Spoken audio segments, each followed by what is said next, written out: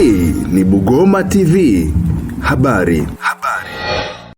Hili ni eneo kwa ujumla ambalo huu mwongozo unaotoa baadaye maafisa watautoa kwa kina, lakini itakuwa ni kwa kifupi sana, kwamba tuko kwenye eneo la jumla la uwekezaji.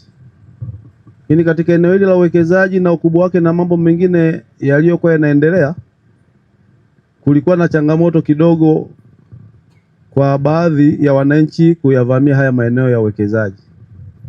Sasa kama tunavyofahamu, serikali ya Daktari Samia Suluhu Hassan ni serikali sikivu, pamoja na kwamba kuwa ni eneo la uwekezaji, lakini tuliona serikali sasa ikae na kuweka mikakati kwamba hili eneo la uwekezaji ni namna gani wawekezaji watakaa kwenye haya maeneo kama walivyoomba, na mtapewa taarifa.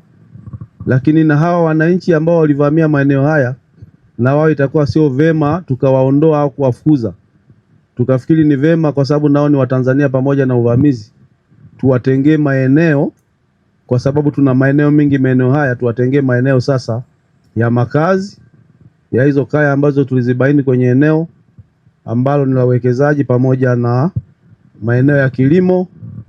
Na sisi kama serikali, kwa kutambua umuhimu wa wananchi kwa kwenye maeneo haya pamoja na uvamizi, tukasema kwa vyovyote vile lazima tuandae miundombinu ambayo hawa wananchi tukiwapeleka kwenye maeneo hayo yaende sasa yakawasaidie. Lakini hayo maeneo ambayo tunafikiria sasa kuwapeleka ni maeneo ambayo sisi kama serikali kwa ujumla, hasa halmashauri ya Tanganyika, tunapeleka miundombinu yote, ikiwepo kuwagawa maeneo ya makazi, kwa maana maeneo ya kujenga, na kuwagawa maeneo ya kilimo. Kwa kila kaya tuna kiasi cha kuanzia eka 6 mpaka 10 tunawapatia.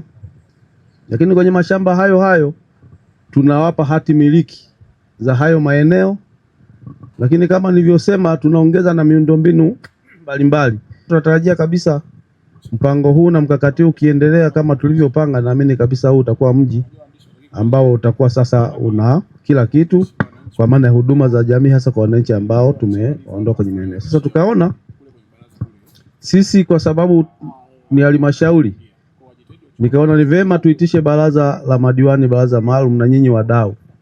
Kwa hiyo tumekuja kuwaonyesha utekelezaji wa maagizo ya serikali baada ya lile tamko la serikali ya kuondoa watu maeneo hayo, lakini pia na maelekezo ya serikali kama nilivyosema sasa ya kuandalia makazi mapya hawa wananchi kwenye hayo maeneo. Kwa hiyo zoezi linaendelea kama nilivyosema.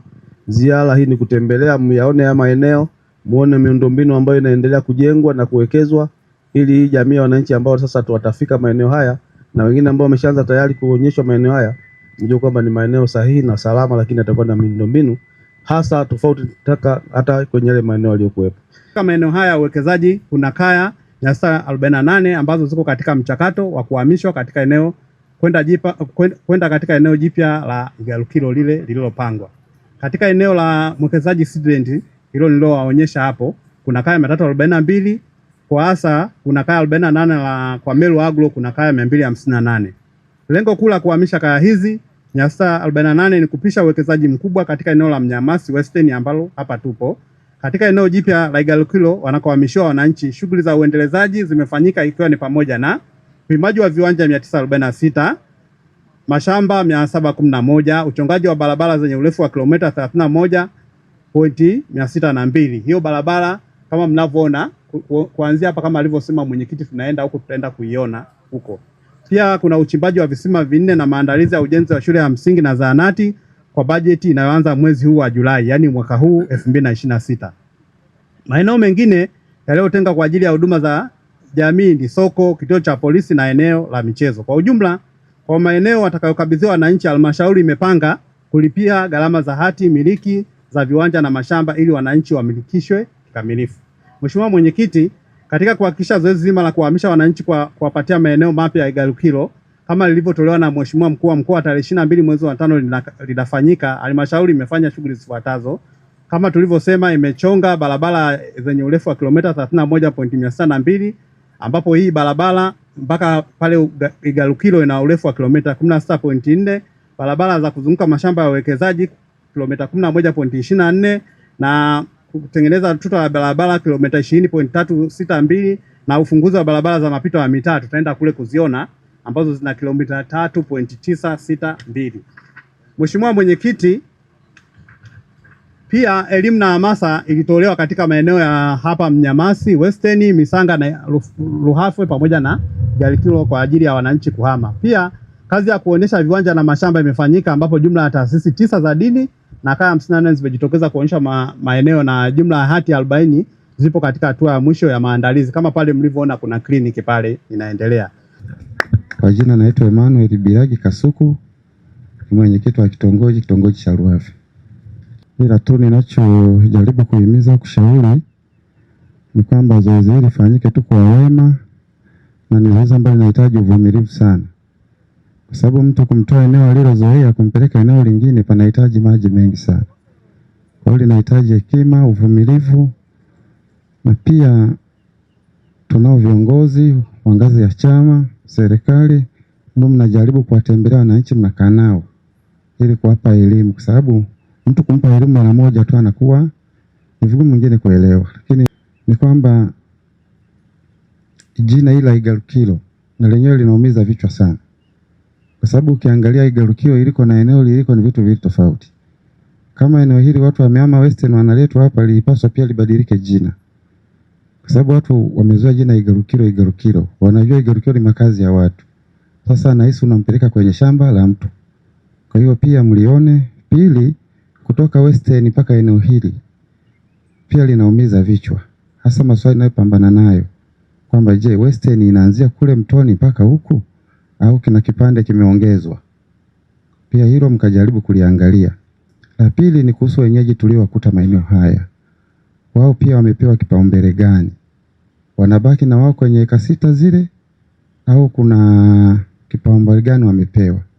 La pili, nishukuru tu mweke miundombinu ya kiserikali, taasisi ambazo ni shule iwepo, zahanati, ndio vitu vinaumiza vichwa sana, pamoja na maji. Lakini nilikuwa na wasiwasi mimi kitu kimoja, wakati ule mmesema tunaanza na visima 4. Visima 4 vya maji. Ukichukulia kaya 648. Sera za maji zinatuambia ndani ya mita 400 mpaka 500, 500 mpaka 400. Hizi kaya 648 kwa visima 4, mgawanyo ukoje? Mgawanyo katika kupata huduma za jamii kama hizi ukoje? Sasa lakini Mheshimiwa Mwenyekiti, tukiwa maeneo haya najua kuna ukomo kwamba baada ya hizi kaya 648 au zaidi ya hizi, maanake kutoka kilomita kadhaa au mita kadhaa kutakuwa na ukomo, mtu haruhusiwi kuingia humo, ili watu wajue kwamba mimi nimeingia hapa, mwisho wangu ni hapa. Tunawajua wananchi wetu, wafugaji, wakulima, atatamani sehemu yenye msitu sina nini, mpango ukoje ili kuepusha zile lapsha za hapa na pale. Kwa hiyo ule utanuzi wa eneo hili lihusishe na jamii nyingine. Tunashughulika kwanza na hizo kaya 648, lakini ukweli ni kwamba huku tunategemea pawe ni eneo endelevu. Tunazungumzia sekondari, tunajenga viwanja vya mipira, tunajenga mashule. Kwa hiyo ukifanya vitu hivyo ujue huta restrict kwa watu 648 tu. Tunajaribu kuangalia jamii katika upana wake. Ya maandalizi ya awali zitaenda kuingia kwenye mipango ya barabara za kudumu. Kwa kimsingi eneo la uwekezaji lina ekari 115,000. Kwa hiyo bado kuna maeneo mengi bado tunataka kuimarisha usimamizi. Kinachofanyika kwa ombi la baraza la madiwani ilikuwa sio ekari zote 115,000 zifanyike kwa wawekezaji makampuni. Hiyo ndio hoja ililetwa ikapita. Kwa hiyo tukawa tumetenga ekari 6,000. Lile ni eneo la wawekezaji lakini kwa matumizi ya settlements. Sio kwamba sio eneo la halmashauri, hapana. Eneo la halmashauri ili lieleweke, tunaanza kukaza kidogo. Ile ni eneo la halmashauri la uwekezaji lakini kwa ajili ya settlement.